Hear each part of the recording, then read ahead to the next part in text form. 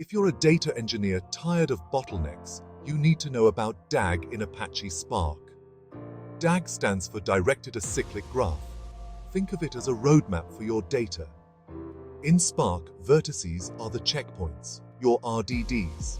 The edges? They're the routes connecting these checkpoints, representing the operations applied. Now, why is this important? Traditional Hadoop MapReduce is like a three-step relay race. Read data from HDFS, run map and reduce, then write back. Simple, but slow. DAG, on the other hand, is like a high-speed train. It breaks down tasks into stages and runs them in parallel, speeding up the whole process. When you call an action, the DAG scheduler steps in, splitting your graph into manageable tasks. The result?